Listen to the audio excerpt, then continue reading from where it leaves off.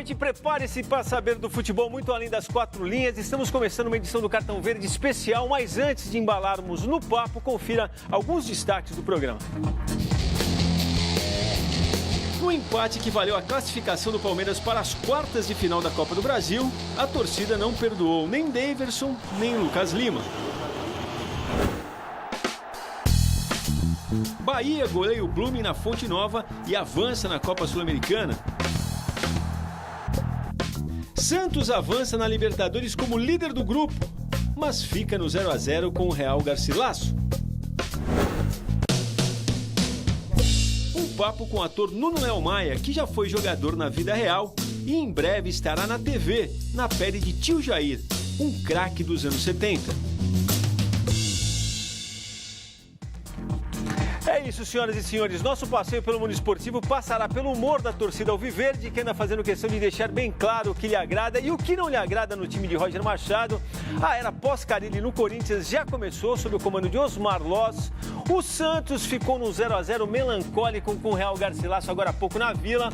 E daremos atenção especial ao time santista, que há pouco mais de uma hora, como eu dizia, que se apresentava no gramado da Vila, porque essa última apresentação do Santista também será tema para o nosso convidado de hoje, que é Santista de nascimento e de coração, embora eu saiba que o coração já teve outras cores. Nosso convidado de hoje é o ator Nuno Léo Maia, um ícone da nossa TV e do nosso cinema.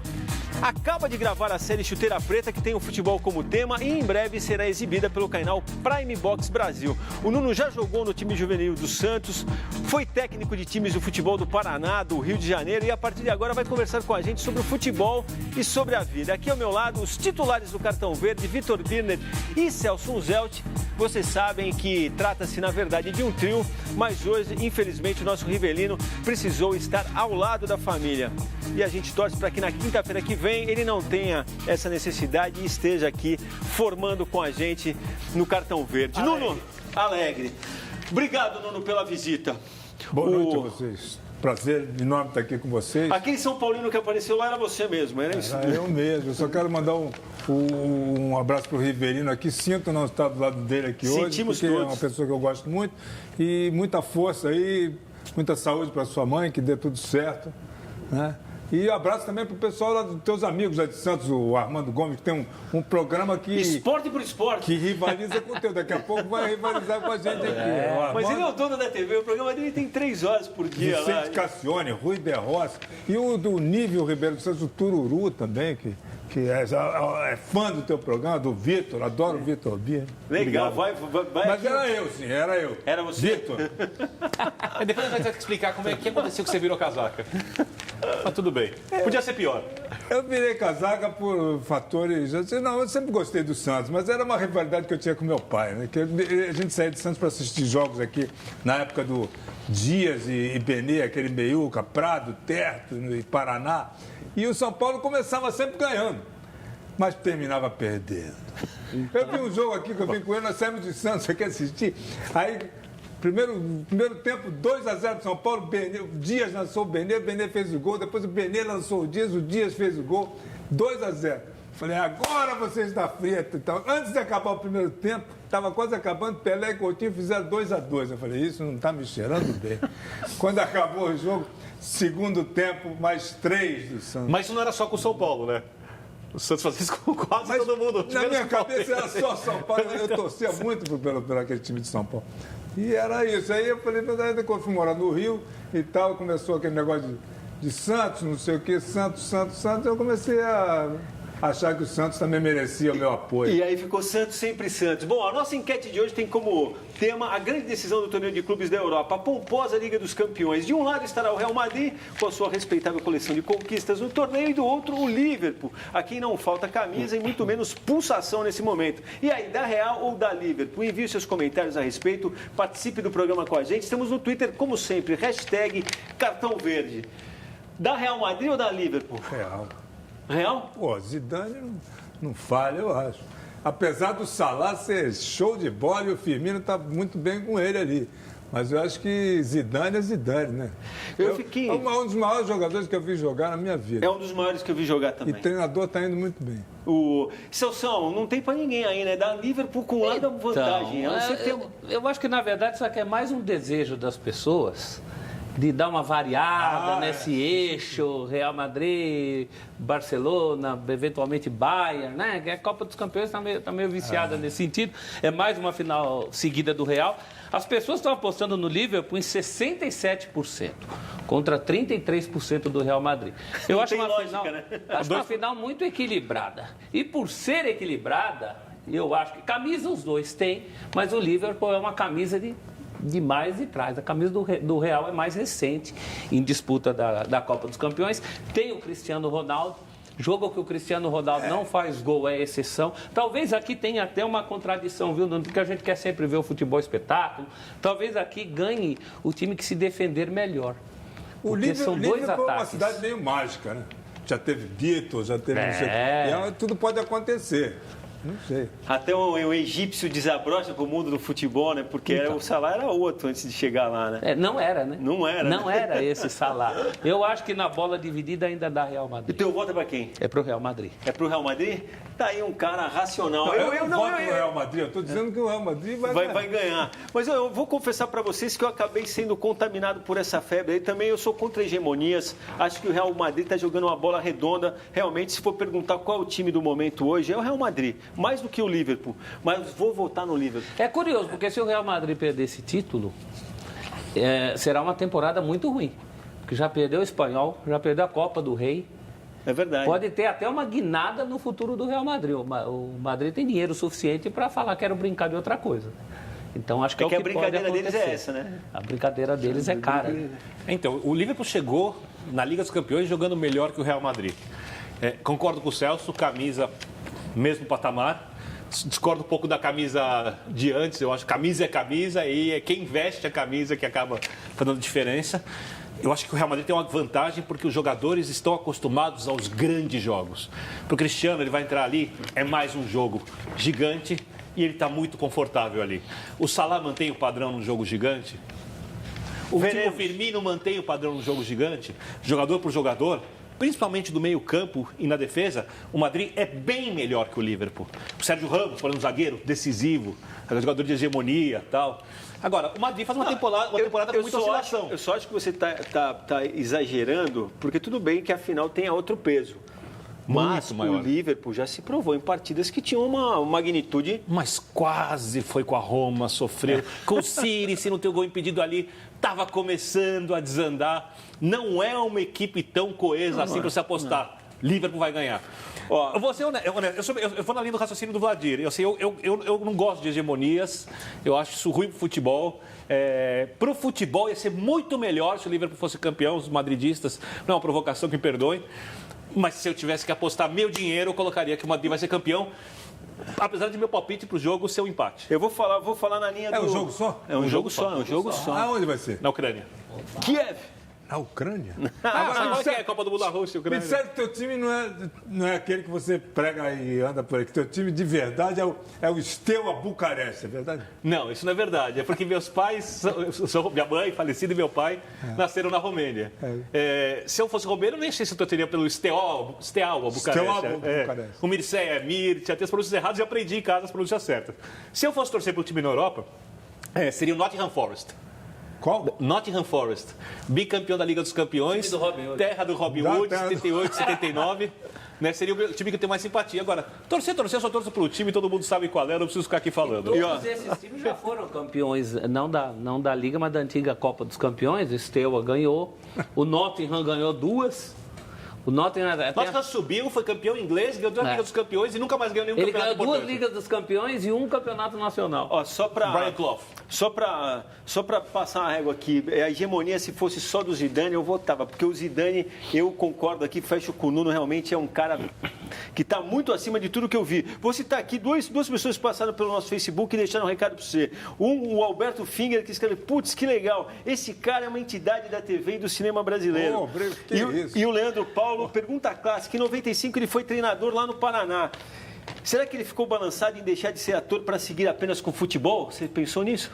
Não, eu estava fazendo uma experiência, como eu treinei para o Botafogo lá em João Pessoa, que Botafogo agora tá. Outro dia eu vi ele jogando com o Santa Cruz, tá muito bom o time do Botafogo. Mas não era uma coisa definitiva, né? Não era para trocar. Eu estava treinando, eu gosto de futebol, então eu estava tentando ajudar o futebol, quer dizer, tentando fazer dar uma arejada, botar um pouco de arte no futebol, porque o futebol está muito bruto, né? Cada jogo que você vê, 50 supercílios abertos e cabeçados. Eu acho que o jogador de futebol hoje, se eu fosse jogar, eu jogaria com aquela touca de rugby. Tranquilo. Para você entrar para subir de cabeça, porque cada jogo tem 5, meia dúzia machucados de cabeça. Só você vê o número de touquinhas de natação que são usadas, né, para conter. Então, a minha ideia foi colocar um pouco de arte no futebol. E eu vou cumprimentando aqui, Vladir, a Sabrina Fernandes, para não pegar no meu pé, mais uma vez em primeiro lugar, para você dizer que eu não estou prestigiando as leitoras, telespectadores mais fiéis, como Paulo Rafael Botter também, que sempre manda os e-mails. Aliás, elogia muito a gente, está falando que você é um monstro, um mito, elogiando demais você aqui e cita alguns dos seus trabalhos. Eu sou um monstro de Nottingham Hill. Mas aqui é elogioso. O André Braga pergunta se você foi quase técnico do Santos. Não, nunca fui. Nunca teve uma proposta, não. Nada disso. O Vitor Filosofia diz que o Liverpool precisa encarnar a justiça dos deuses do futebol. A hegemonia do Real Madrid precisa acabar. É óbvio, ele é gremista, ele quer o Liverpool contra o Grêmio em dezembro, ao invés do Real Madrid. Malandrinho. Não é bobo ele. A gente citou aqui a série de TV, Chuteira Preta, que o Nuno acabou de filmar e tem o futebol como tema. Na verdade, o pessoal da produção nos cedeu as imagens da abertura. A gente vai mostrar elas para vocês, porque daí vocês terão uma ideia melhor, não só da obra, mas do tamanho dela e principalmente da importância dos temas que ela vai abordar.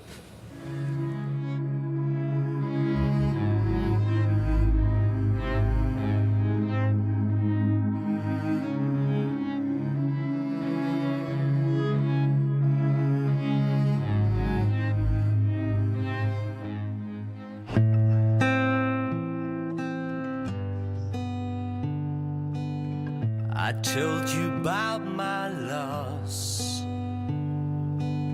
My mind can't handle it.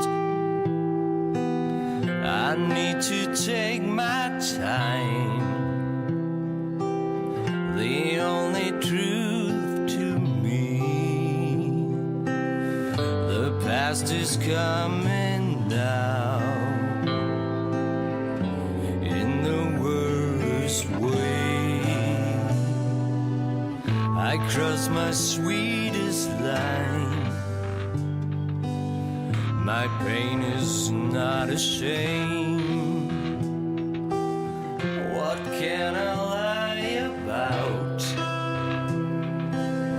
to save my mind again? Where you hide my eyes, for I can't come back.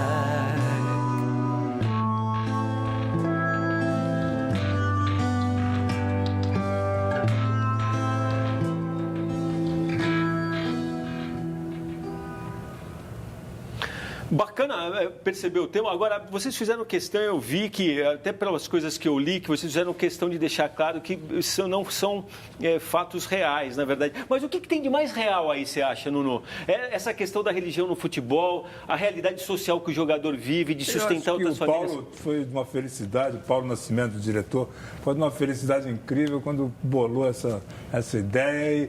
E eu acho que tudo tem um pouco, né? Tudo tem um pouquinho. Todos esses temas que ele aborda aqui na série, são 13 capítulos, mais ou menos. 13 capítulos. E eu acho que tem muita veracidade. Então, para mim foi uma felicidade, eu adorei fazer isso. Nós filmamos em Porto Alegre, é gaúcho, né? Uma produção maravilhosa do Diego, meu amigão, né? Grande produtor.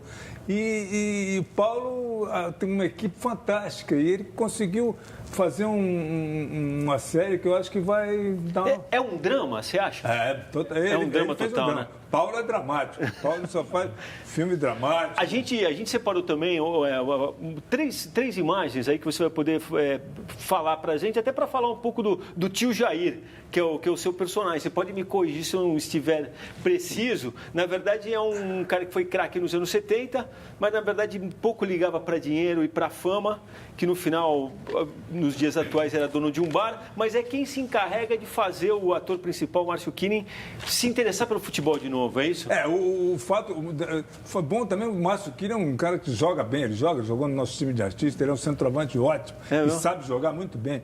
Então, quer dizer, isso ajudou a gente a fazer. Eu já tinha experiência de treinador, então comecei a fazer o trabalho, saiu muito bacana. Nicola também joga muito bem, é italiano, né? Nicola Siri. E então, o Cadu. Então, Cadu Moliterno. Cadu também está com a gente. Então, quer dizer, um time... Cadu também joga bola? O Cadu, ele vai. No Santos ele dá para jogar agora. Com essa rapaziada, Vitor Bueno. Tá aí a imagem tua e do Márcio Killing, né? E, na verdade, ele vem da Europa, na verdade. Exatamente. Depois de viver um problema, aquela coisa de jogador que vai para a Europa não dá certo. Não vinga. Gabigol, tipo Gabigol e tal. Não deu certo e volta. Só que volta desacreditado total e muito chateado. E começa a treinar, eu brigo ele a treinar nesse campinho de várzea. Com o pé no chão, descalço. Primeiro começa descalço, para depois chegar na chuteira preta, porque ele só joga com chuteira bonitinha hoje em dia. E colorida. Colorida. Então a chuteira preta é por causa disso. É uma crítica ao jogador que só joga todo porque antigamente não tinha isso aí. É uma crítica ao distanciamento do jogador do futebol? Do jogador muito com as coisas no entorno, a fama, o glamour, o dinheiro. Tem. Essa é a essência da... Tem tudo um pouco. Por isso que eu falo, ele conseguiu pegar um pouquinho de tudo. Ele conseguiu pegar um pouquinho de tudo. Tem vários dramas. A história vai para vários lados. E a última imagem que a gente separou é você no set de filmagem aí, né? Se você não tivesse vivido o que você viveu, eu imagino que você, na hora de gravar, deve ter dado outros toques, porque você dirigiu times que não são times de primeira linha, onde eu acho que essa questão de entregar jogo, de ter que jogar com um time que é mais poderoso... Já tinha passado... Todas as mazelas do futebol, na verdade, você sentiu...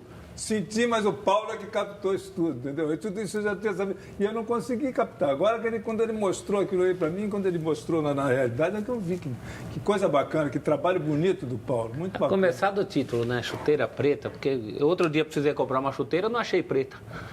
O vendedor me falou assim, isso é coisa de tiozão. Eu falei, mas eu sou tiozão. Eu preciso de uma chuteira preta. A chuteira para mim é preta. Não tinha chuteira preta.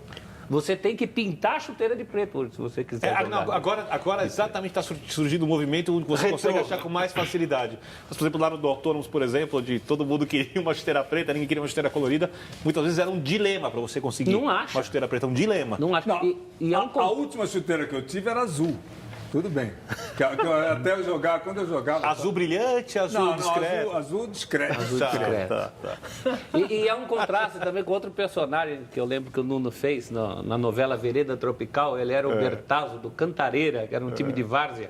Ali, um tom bem mais humorístico. Você falou que o Chuteira Preta é um drama, né? Luiz Carlos Arutin, que era o meu pai. O Bertazzo era um atacante? Eu? O Bertazzo era um atacante? Não. Era um volantão, né? Era a camisa 10 do time, porque o pai era o técnico. Então ele pegava a camisa 10 para ele, que mandava, que dominava, então ele não jogava quase nada, ele jogava pouco. Agora, tem questões ali, por exemplo, que não sei se você viveu, porque depois do tempo que você foi treinador, a coisa tomou um outro ar. Por exemplo, essa questão da religião no futebol, é um problema, Nuno? Eu acho, quer dizer, atrapalha. Eu acho que a pessoa atrapalha. Tem que separar futebol é futebol, religião é religião. São duas coisas diferentes. Quer dizer, você pode ser fanático pelo Corinthians e dizer, eu sou corintiano. O Corinthians não é uma religião, é um time. Né? E há uma confusão nesse sentido também, né? Entendeu? Então, essa coisa de pô, pra quê? Não, e muitas vezes o jogador Tudo bem, agradece a Deus, tá bom, mas, pô, que teatro é esse? E como é que você lidava com isso quando você era treinador? Ou você, como treinador, não teve esse tipo de problema? Era outra época. Nessa época, não senti. Qual foi o maior problema que você viveu como treinador, Nuno? Essa coisa do comprar. Comprar e negócio de manipular resultado. É mesmo? Mas com oferta? Com oferta, não. Por exemplo, eu no Matsubara, o japonês tomava conta do time. Eu estava disputando a Série C com o Matsubara e eu tinha levado 3 jogadores do Londrina comigo, que eram meus... Você tinha treinado também? Tinha treinado Londrina, tinha levado João Neves e mais 2 outros que eu não lembro o nome, que eram da minha confiança, muito legais. E foram para brigar comigo. Quando eu fui jogar um jogo com o Corinthians de Prudente, aqui, da mesma chave, era Corinthians, Comercial, Botafogo e União Bandeirantes, nossa chave. E aí o Corinthians de Prudente, o treinador, que é um safado, comprou, manipulou tudo, escondeu os jogadores. Quando eu fui jogar, não tinha. Esses 3 tinham sumido. Eu não achei nem o João Neves, nem os outros. Tinham sumido, escondeu os jogadores. Eu perguntei para o japonês, mas cadê os caras? Não, eles saíram, estão machucados, não vão poder jogar, sumiram. Vai com esse time aí mesmo e tal. E aí, tinha um que eles esqueceram que jogou no Curitiba depois, que era o Reinaldo, era um moreninho que jogava muito bem, que estava no Acabou com o jogo. Pois é, eu falei para ele que estavam perdendo. Aí eu falei, você entra aí, cara, e vai e joga do jeito que você quiser, vai pra frente, que é isso, solta teu jogo. Né? E ele foi lá, conseguiu fazer um gol. O treinador saiu do banco do Corinthians, veio reclamar, pô, que é isso, nosso acordo, pô? Veio reclamar com um cara que tá... Falei, tá bom. Que na cara dura, assim? Na cara dura. Ele treinava o Corinthians de Prudente. Eu já vi falar mal dele. Teve um outro treinador que botou ele, eu esqueci o nome dele. História sensacional, hein? Quer dizer... Sensacional. Eu acho triste. Não no melhor dos sentidos, né? Não, mas de você resgatar e se falar, porque é um assunto proibido, ninguém fala. Ninguém fala. Ninguém tem essa coragem. Aliás, você tem boas ideias. Uma vez eu conversei, cenas dessa matéria que a gente falou, eu lembro de você me dizer, por exemplo, que é uma coisa que outros esportes usam muito. Surf, por exemplo, usa yoga.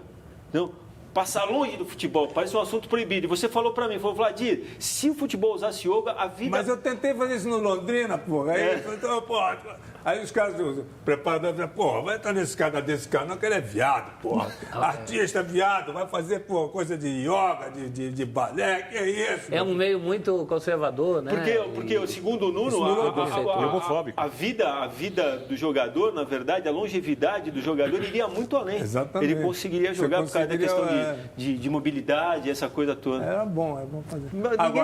Ninguém mandou você ser ator antes de ser treinador. O certo é jogar como o Santos jogava, né? Na época do Lula, com venda nos olhos.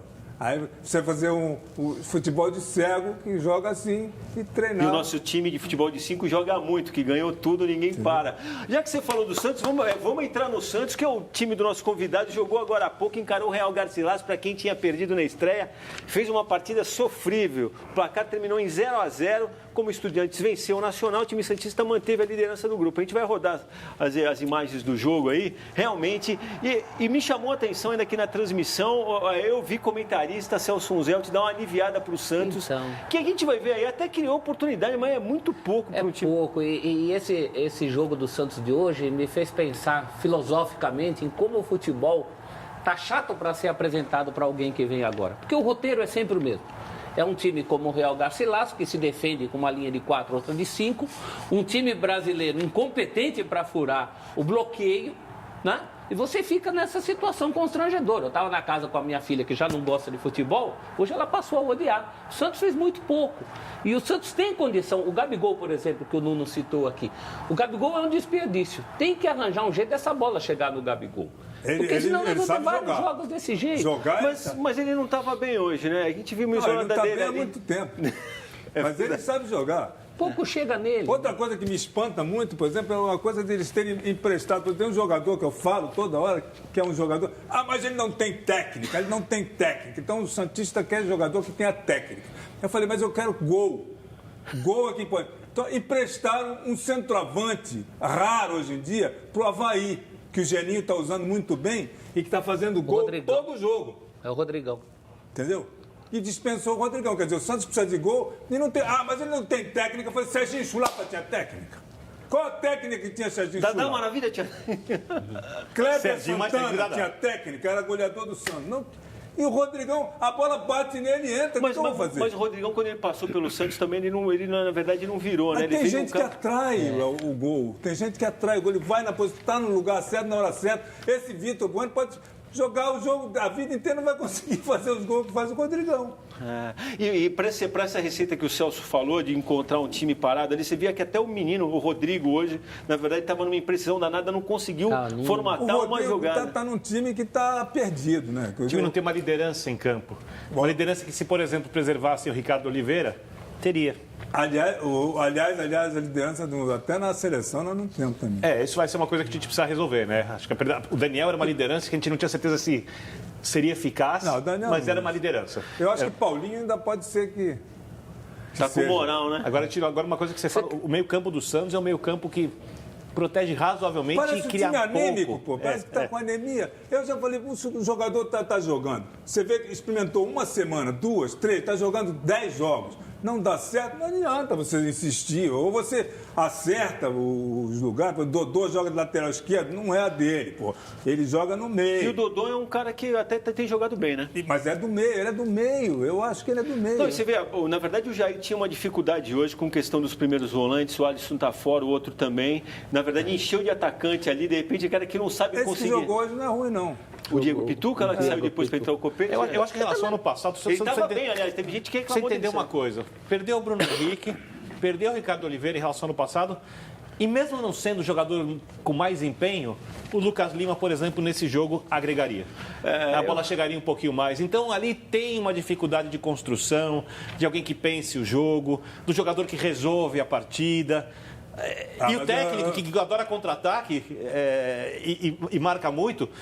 A direção, quando o contratou, deveria saber que contratou um técnico que contraria o perfil do que o santista imagina ser o único caminho ideal para a equipe. Né? Não estou falando que é o único caminho ideal, que o santista, ou boa parte do torcedor do Santos, imagina ser o único caminho ideal. Agora, o Jair não vai mudar o jeito dele. Né? Os jogadores têm ali os seus limites, mas por como que não está falando. As pessoas não mudam o seu jeito? Eu sou ator. Eu mudo, eu tenho que mudar, cada personagem tem que mudar. Eu acho que as pessoas têm que... Eu acho que para mudar ele precisa experimentar. Eu acho que a cobrança por resultados, a sequência de jogos, a falta de tempo para treinamento, tornam isso muito difícil para o técnico. Mas ele tem tanta coisa assim para mudar? Porque não tem. Tanta culpa, não. Mudar... Essa camisa 10 ele tentou Deus e o mundo. Não, aí não tem. O melhor é o Serginho que está no América, que o Santos devia pedir de volta. As peças certas no lugar certo, eu acho. Também, vou me desculpar, mas... Sou contra você agora. Lucas Lima não ia acertar nada. Não estou falando que ia resolver. Já tivemos a experiência, né? Na verdade, ele perdeu a referência, pelo menos nesse sentido, né? E a gente, na verdade, o jogo foi muito agora e na verdade, já tinha esse bafo em cima do Jair Ventura, que eu acho que, na verdade, é a grande coisa que o Santos fez certa nos últimos tempos, foi apostar no cara que realmente era. E eu canso de falar aqui que, na verdade, ele veio com uma... Não, mas ele veio com uma expectativa, Nuno, que ele fez no Botafogo, tudo que ele fez, que realmente beirou um milagre, mas ele tinha jogadores naquele momento no Botafogo que estavam jogando muito. Para ele. Entendeu? E amigos no Santos... dele, criados junto com ele, que jogavam para ele. E também tem essa questão. Não está jogando para ele. É um bom, tem muita estrelinha ali, muita estrela. E com padrão faz tempo, né? E com padrão de expectativa, que no Botafogo, no início de temporada, esperava-se vai sair fora da Libertadores rapidamente, não avança em nenhum campeonato, disputa rebaixamento. Né? Quase tirou o game da Libertadores, jogou bem a Libertadores, saiu no limite da Copa do Brasil e fez o Campeonato Brasileiro razoável. Ou seja, se esperava nada e ofereceu... Ou não? O Campeonato Brasileiro? No fim, o Botafogo. Né? O Botafogo. Já Ventura. O Botafogo já foi bem. Então, sim. No Santos, a expectativa é muito maior. E ele é um técnico. O que se espera é muito mais. Ele é um técnico de contra-ataque, como você falou. Ele não tem o arco e não tem a flecha. Ele não tem o 10 que ele quer e ele não tem o 9 que o Nuno falou. Ainda perder o Bruno Henrique é difícil. Eu ainda acho, eu quero ver o Jair, eu acho que ele merece a chance de ter o Bruno Henrique. Ele ainda não teve o Bruno Henrique. Sim, eu daria uma chance do Jair com o Bruno Henrique. Outra coisa, você vai tirar e colocar quem? Mantém até a Copa do Mundo e aí você avalia. Mas tem que manter mesmo, apesar da pressão. Não, mantém. Tem que manter. Vou falar para vocês, antes do nosso primeiro intervalo, a gente tem um arquivo aqui sobre o Nuno, mas eu vou fazer mistério, a gente vai mostrar no próximo bloco. Vou fazer só um registro aqui da nossa seleção de vôlei feminino, que entrou na segunda semana de jogos pela Liga das Nações, bateu a Turquia na terça por 3-1 e hoje fez 3-0 na República Dominicana. Na verdade, se quiser rodar as imagens, podem rodar aí já. Na verdade, foi a quinta vitória do time brasileiro em 6 jogos, começou perdendo para a Alemanha e eu vou retificar. A gente viu viu aí as cenas, a gente vai ver, o Brasil foi muito bem no bloqueio com a Denise, que fez 7 pontos. E a Amanda também, 14 pontos, foi a maior pontuadora da partida. Turquia, né, Vladir? Esses são na Ankara, Turquia, né? Depois agora vai jogar na sequência na Holanda, né? Tá. Em Apeldoorn. Mas eu queria fazer só um registro aqui. A semana passada, quando a gente citou o voleibol, e a gente se mostrou aqui, até eu falei disso, espantado, como o vôlei consegue se renovar, né? Sim. Aí no dia seguinte vou ler uma entrevista do Zé Roberto, ele falando que uma das grandes preocupações dele nesse momento é realmente que a base do Brasil não está tendo a renovação que ele achava que era ideal. Nós fomos 5 vezes campeões mundiais de futebol e não aprendemos nada. O vôlei, tudo é herança do vôlei, do que nós começamos a fazer até hoje está aí. Firme, forte e cada vez melhor. Pelo menos se mantendo no nível que o futebol, não. continua sendo referência, né? Pô, nós fomos 5 vezes campeões. Nós somos professores. Espera aí. Ou éramos, pelo menos. Éramos, pelo menos. Pois é. Coitado. Zagallo é que, pô, né? Viva Zagallo. Viva Zagallo, que aliás hoje passou lá na Granja Comari, conversou com o pessoal. Foi E emocionante. o Tite, Né? No banco, o Tite deu o apito para ele. É mesmo? Foi muito bacana. Zafarel abraçou ele, né? Foi atleta dele. Do alto dos seus 86 anos. Ó, o Nuno é um cara emotivo. Você não vai aguentar depois a pérola que a gente vai buscar no nosso arquivo lá. Acho que você vai chorar, hein? Vamos fazer rapidinho nosso primeiro intervalo. Na volta a gente retoma um papo aqui com o Nuno Leão Maia, nosso convidado de hoje. Grande figura. E vamos falar do Palmeiras, que encarou o América Mineiro pela Copa do Brasil. E encarou também sua exigente torcida. Deu um empate graças a esse gol aí do William. Controle-se com o controle remoto na mão. Voltamos em 2 minutos.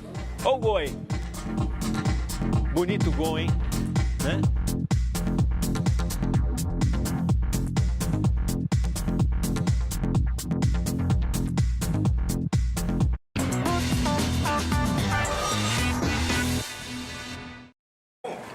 Estamos de volta com o Cartão Verde. Como promessa é dívida, vamos pagar então o que eu falei do arquivo. Bom, é o seguinte, Nuno, sabendo da sua presença aqui e da longa carreira que você tem na TV e no cinema, a gente foi ao arquivo e de lá trouxemos um registro. Depois eu dou mais detalhes. A gente vai rodar e você vai nos dizer depois, veja bem, se você sabe do que se trata, com detalhes.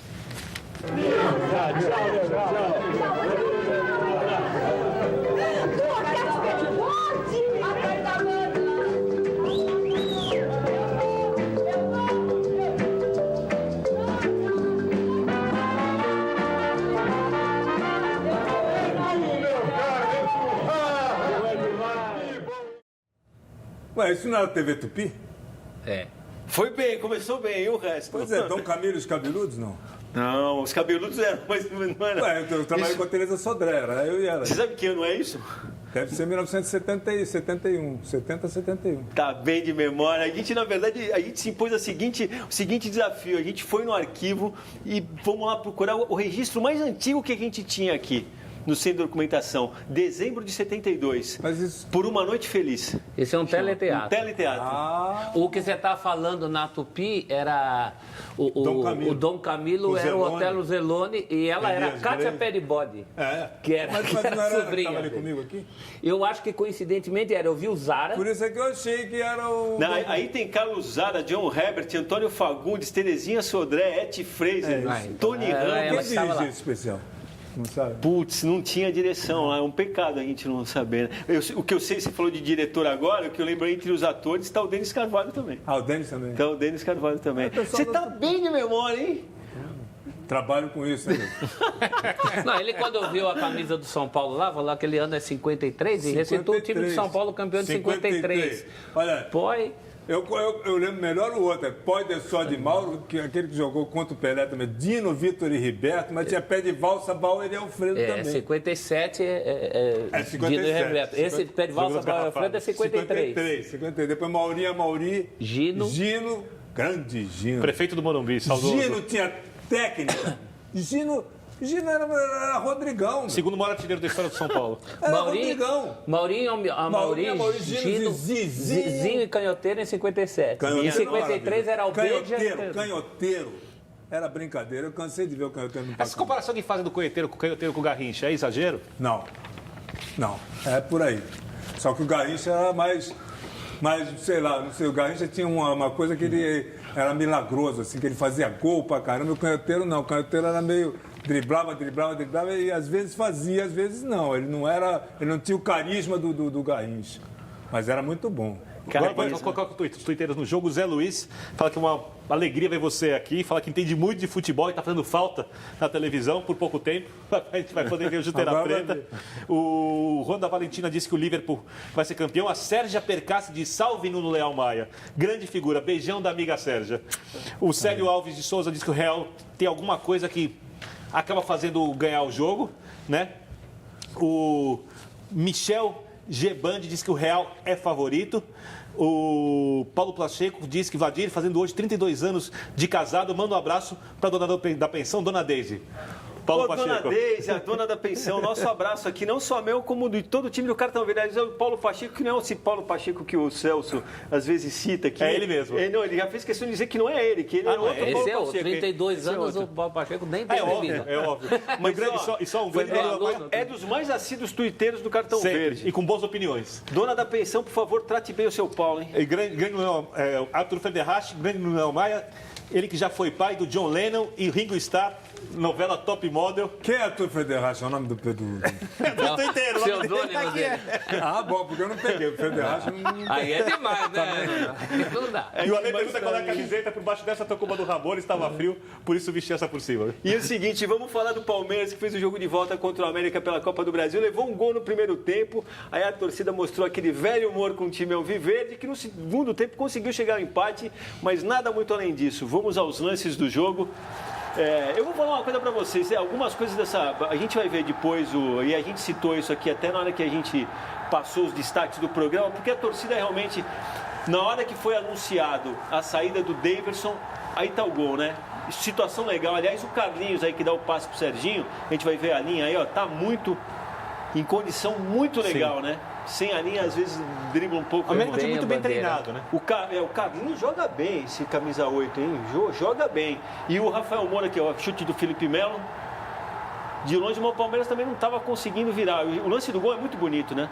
Você vê que o goleiro fica batido, que ele nunca espera. A finalização é de alto nível. O cabeceio daí... Desde o lançamento do Bruno Henrique. Não, e hoje eu vi gente falar mal dos laterais do Palmeiras. Eu acho que há tempos o Palmeiras não dava tanta pinta de ter as laterais resolvidas. Eu tenho gostado do Marcos Rocha. Eu tenho alguma dúvida sobre a marcação. Na criação, acho que eles vão bem. Eu concordo contigo. É verdade. Mas o problema do time hoje não é marcação. Nesse jogo, por exemplo, todo o problema era falta de criação. Mas nós estamos com deficiência de lateral. Hein? Mas bastante. Vai bem na criação, não é nada de espetacular. Quando você for pensar em Júnior, Leandro, eu não vou nem tão longe, se pensar no Branco em boa fase, Roberto Carlos, tem o Marcelo. Mesmo que é Jorginho, tecnicamente, o Marcelo é o segundo melhor jogador da seleção brasileira. E eu gosto do Alexandre também, aquele Alexandre é bom jogador. Bom jogador. Ele foi campeão da Libertadores com o Santos. Ele jogou no time do Santos. O Danilo também é bom lateral. Quem? O Danilo. Que muito provavelmente... Danilo é ótimo, no meio-campo, então era sensacional. Ele jogava no meio-campo do Santos. Sim. Ele, quando o Santos ganhou em 2011, a Libertadores, agora, ele fazia meio-campo. Quando a gente estava no intervalo aqui, você falou uma coisa pro Vitor Birner, que é interessante. Falou que o jogador tem... Você perguntou para ele, você acredita em energia no futebol, não é isso? Ele falou, acredito. Você falou, o jogador tem que vibrar. Você acha que parte das vaias, por exemplo, pro Lucas Lima, de vez em quando me parece um jogador que não vibra? É esse o diagnóstico ou você tem outro diagnóstico? Eu sou suspeito de falar, sei lá, eu vejo, mas eu não posso ficar falando do Lula, vou falar isso para ele. Eu acho que o Lucas Lima é uma pessoa, sei, é o caráter dele. Então, para você desenvolver um trabalho com o Lucas é difícil, porque ele é aquilo. Esse para mudar é difícil. Eu acho que ele joga numa intensidade abaixo da necessária do futebol atual. Exatamente. Você não sabe quando ele vai ligar de verdade ou não. É diferente do jogador que vibra... Eu tenho uma coisa assim que para mim é fundamental no futebol. O cara não tem só que treinar muito, chegar na hora, ele tem que sentir o resultado. Não é para se matar quando perde, não é para achar que é a melhor pessoa do mundo quando ganha, mas ganhar um jogo tem que gerar felicidade. Perder o jogo tem que fazer o cara se sentir um pouco mal. Diego do Flamengo vibra muito mais que ele, por exemplo. Mas acho que aqui é necessário também. É outra dessa linha. O Ganso é um outro dessa linha. Eu acho que ele não chega no... Eu acho que não. Eu acho que se o Diego vibrasse... Vou dar um exemplo. Se o Diego vibrasse como... Vou dar um jogador que parece frio, mas vibra Ralf, limitado, você está falando. Ralf do Corinthians? Ralf. Se o Diego vibrasse como Ralf, o Diego era titular absoluto do Flamengo. Mas o Ralf é outra posição. O Ralf é Casimiro. Por isso que eu peguei um cara discreto. Casimiro joga... Eu vi um cara do treinador do Casimiro falando outro dia, que lá em São José dos Campos, quando eu treinei o Casimiro, ele jogava em todas as posições, nunca reclamava. Ele jogava em qualquer posição. Nunca reclamou. Ele queria jogar. E é um jogador que eu venho falando isso aí no São Paulo há muito tempo. Falando, esse cara é bom jogador. Precisou o Zidane botar ele no time, ele crescer no Real Madrid para enxergar ele. Até o Real Madrid comprou ele de volta, que ele tinha ido para o Porto. Ele foi do Real Madrid B para o Porto. A gente centrou no Lucas Lima e não falou do Daverson, por exemplo, quando foi anunciada a troca dele pelo Guerra, também a torcida veio, aí a vaia foi muito maior do que para o Lucas Lima. Esse Guerra é bom jogador. Isso, então, a gente até conversava com o Bi Ribeiro, tá tomando conta do programa lá em cima sobre isso hoje. Tudo bem que quando o Roger Machado coloca o Daverson em campo, tá querendo alguém que faz uma função diferente da do Guerra. Obviamente, se for comparar o Daverson e o Guerra é muito mais jogador que o Daverson. Tecnicamente não se compara. E também o consenso, o Bi também me falou isso, o torcedor do Palmeiras, nesse momento, tem toda a razão de estiar com o Daverson. Isso foi uma série de desencontros. Primeiro, esse desencontro ridículo do caso do Dudu, que está na lista, que joga, que não joga. Aí ele se viu com 2 desfalques na frente. O reserva imediato do Borja, na posição Borja, é o Daverson. Saiu com o Daverson, não deu certo. Aí todas as substituições que ele faz no jogo são em função disso. Entra o Guerra, no lugar do Daverson, para jogar com o Lucas Lima. Não deu certo. Aí sai Lucas Lima para entrar Johan. Aí no fim... Deu um pouco certo. Deu um pouco certo, mas no fim ele fecha o jogo com o Papagaio, que é a opção ao Daverson. Quer dizer, ele volta naquilo... Lembrando que ele adianta o William, né, para poder... Sim, mas mostra um certo desencontro ali, nessa questão do centroavante. Essa questão do centroavante do Palmeiras, se fala desse centroavante do Palmeiras há 3 anos. Compra-se, e a solução é sempre o William. Ontem foi o William novamente. É o melhor jogador. É o melhor jogador do time e não é titular. O Palmeiras não posso falar, não conheço muito bem. Alguns jogadores, eu gosto do Keno e tal, um ou outro. Keno? Mas, Guerra, vai pro Santos, Guerra. Vai jogar, pelo amor de Deus. Era um cara... Seria o tal 10. Marcelo Faria, por falar em centroavante, pergunta se você quer o Dourado. Feliz foi o Abel Braga com o Pedro, ele diz. Quem é o Dourado? Henrique Dourado. O ceifador. No Santos? Se você acha que é um bom centroavante, você gostaria de tê-lo no seu time? Eu prefiro o Guerreiro. Ah, bom. Aí eu O rubro-negro também. Ele quebra o galho. Quebra o galho. Não é maravilhoso, mas, pô, é um jogador... Gostei do entusiasmo com o Guerra. Ó, Copa Sul-Americana, a gente precisa fazer um registro aqui. O Bahia se garantiu na segunda fase, tinha perdido fora do Blooming por 1-0, mas como tem sido a marca do time, jogando em casa, o Bahia goleou. A gente vai ver os gols aí. Na verdade, o Zé Rafael faz o primeiro, né? E a partida estava meio ruimzinha, aquilo que o Celso falou também de você encontrar um time postado lá para não deixar ninguém jogar. Aí o segundo, né, do Elton no comecinho do segundo tempo, que dá uma aliviada. Isso facilitou bem. O Zé Rafael vai fazer de novo, o Júnior Brumado vai fazer esse favor. Não foi um jogo tão fácil, porque 2-1 era Blooming. Sim. Que o Blooming tinha ganho em casa. Então, mesmo quando o Bahia faz 2-0, ele só alivia aí no terceiro. E você tem um diagnóstico, Nuno, quando acontece o que tem acontecido com o Bahia, por exemplo, em casa joga que é uma maravilha. Quando sai de casa, vira outro time. Ô, meu rei, mas aí é Bahia. A energia tá aí. Bahia é Bahia. A energia que explica Bahia tudo. É relax, entendeu? Aí tem jogo que vai, tem jogo... Quando quer, vai. Porque tem torcida, tem time, tem garra. É um time de garra. Eu gosto do Bahia. Bahia é um time... Foi o primeiro campeão da Copa do Brasil, que eu vi esse jogo quando jogava o Alencar, centroavante do Bahia, ganhava do Santos lá na Vila Belmiro. E o Bahia é um time garrudo, eu gosto do Bahia. Mas o Bahia joga de vez em quando, né? Sabe como é que é? O Bahia, pô, é Dorival Caymmi. Tá bom, vem aí mais uma das valiosas dicas do nosso Celso Unzelt, pois esporte é cultura.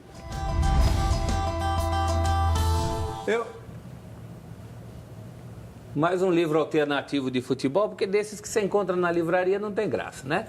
Esse é Os Primeiros Jogos do Futebol Brasileiro, de 1895 a 1902, do Moisés Cunha, um grande pesquisador campineiro que é torcedor do Guarani. O Charles Miller trouxe a bola em 1895. O primeiro campeonato paulista foi em 1902. E nesse período não jogava bola? Jogava sim, o Moisés mostra... Nesse livro ele traz muitas reproduções de jornais, olha na capa, Correio Paulistano, 12 de julho de 1898, já falando que o São Paulo Atlético, o time do Charles Miller, se organizava para jogar o futebol, né? Então é um trabalho inédito, fala dos primeiros jogos, traz registros fotográficos feitos por um fotógrafo amador chamado Antônio de Campos. Se não fosse ele, a gente não teria os primeiros registros de bola rolando. É um livro do Clube dos Autores, Tem aqui o link, Clube dos Autores com BR. É só entrar lá. Versão impressa, R$ 33,50. Versão e-book, daquelas mais baratas que o Vitor Birner gosta, disponível em PDF. Metade do preço, R$ 16,20. Eu gosto de papel. Então tu vai pagar mais caro. Vai pagar mais caro. Bom, é a segunda partida da decisão do NBB, o Novo Basquete Brasil, foi disputada no início da noite de hoje. No primeiro jogo em Mogi, tinha dado paulistano 99-82. Hoje, jogando no ginásio do Corinthians, o Mogi empatou a série em 1-1, venceu o paulistano por 84-70. A gente separou imagens aí que a gente vai ver o início da partida e depois a gente vai ver lances dos dois jogadores que foram destaque do jogo. O Tairone, né, do Mogi, fez 18 pontos, a mesma marca alcançada pelo Jimmy. E do lado do paulistano, o pivô Guilherme Ubner, né, conseguiu, acreditem, fazer os mesmos 18 pontos e ainda 10 rebotes. Um duplo-duplo, Vitor Birner. Ficou bem a série agora. Na verdade, 17 pontos de diferença no primeiro, 14 nesse. Somar os dois jogos, 3 pontos de diferença. No sábado, os times jogam de novo, aqui em São Paulo, no ginásio do Corinthians. E aí, depois, o quarto jogo volta para Mogi e o paulistano pode decidir em casa. Você viu que o ginásio é do Corinthians, mas no meio da quadra tem um tigre que foi colocado excepcionalmente hoje, porque o tigre é a mascote do paulistano, é El Tigre, é uma homenagem ao velho Friedenreich.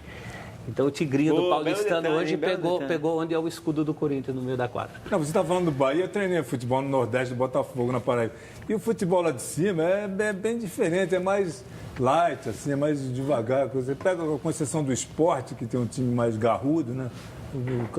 E eu estava falando essa coisa do o que eu ia falar? Eu estava falando um negócio do Bahia. Antes do que a gente falou do Bahia, a gente falou da coisa do Bahia jogar muito bem dentro de casa e fora, na verdade, virar outro time. Pois os times do Nordeste, como eu estava vendo outro dia, acho que foi outro dia que foi um jogo lá do Nordeste, né? que agora eles estão com os times... o que eu ia falar? O CSA estava indo na Série B com... De repente, fui ver o jogo outro dia contra o Figueirense, lá no Rei Pelé. Falei, deixa eu ver, que quero ver o CSA jogar, que esse time é bom para goleada. Virou, filho. Pô, tomou de 4-1, não virou a bola. Eu não entendi, quer dizer, é um negócio assim. Você não sabe por quê. Não sei se foi porque contrataram o Walter. Falou. Walter Barriga. Então. Você acabou de apelidar o cara, hein? Eu não sei se foi por causa do Walter, que o Walter entrou lá e eles não gostaram. Não sei o que foi, mas então é isso. Quer dizer, são coisas que acontecem nos bastidores, mas você não sabe. Que a gente depois só vê o placar, né? Bom, a gente vai fazer mais uma breve parada. Na volta teremos mais uma rodada do nosso palpitão. Iremos falar também de um dos times mais falados do Brasil, o Grêmio, que venceu o Defensor com esse gol de Luan aí, que vai nos levar para o intervalo. E o Nuno vai falar para a gente também se acha mesmo o time do Renato Gaúcho, tudo isso. Cartão Verde volta em 2 minutos. Até já.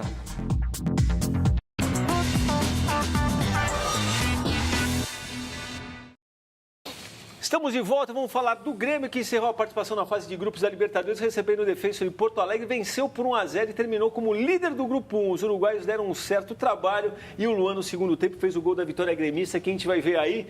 E se ele tivesse convocado, hein, o Celso Zelt? Era uma vez 0-0. Não, então, e aí era uma vez a liderança do grupo? Era porque o Cerro acabou ganhando no fim, mas o Cerro durante toda a partida esteve na frente e o Grêmio não. O Cerro abriu 2-0, tomou um empate, fez o terceiro com certo sufoco no fim, mas o Grêmio foi muito pressionado nesse jogo pelo resultado.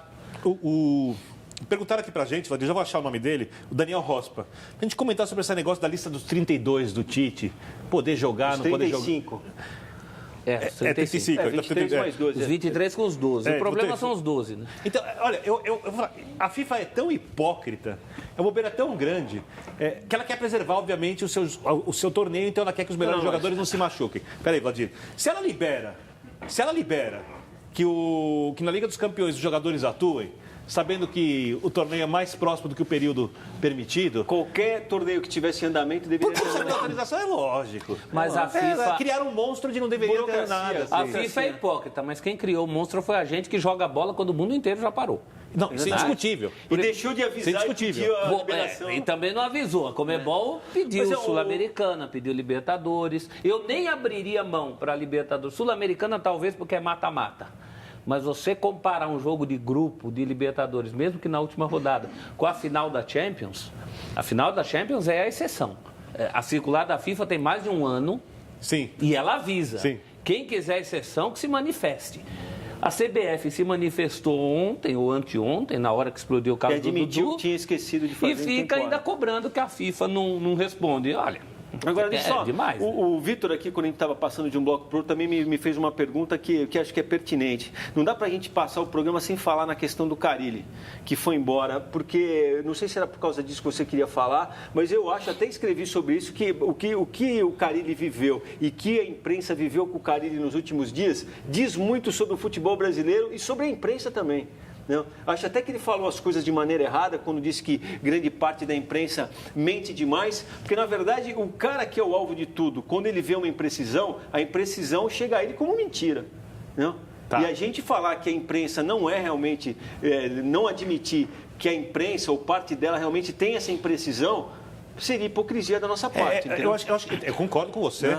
Agora, tem imprecisão porque tem uma fonte que você confia e ela tem boas informações, de repente ela passou a estar mal informada. Então, não, peraí. No primeiro dia, o Celso eu estava vendo o programa que o Celso falou, por exemplo, no primeiro dia que se falou do Al Hilal, tinha gente que dava quanto era o salário, quanto era a luva, qual era o tamanho do contrato, então, uma proposta Vladir, que 4 dias depois nem existia oficialmente. Vladir, assim, é simples assim.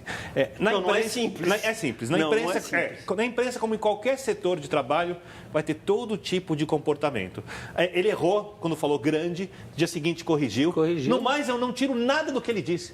No mais, eu concordo com absolutamente tudo que o cara disse. Ele pode se incomodar com a fofoca, que ele falou aqui pra gente que se incomodava, preocupando com a vida pessoal do jogador. Ele falou antes desse episódio, ele já estava cabreiro com a imprensa. Algumas semanas atrás. Aqui, a gente encerrou o cartão verde, eu perguntei para ele o que ele achava que ele tinha que melhorar profissionalmente. E aí ele fala que estava com um problema com a imprensa. Relação com a imprensa. Com a imprensa. Porque... Agora eu acho que cabe também, quem acusa, cabe o ônus da prova.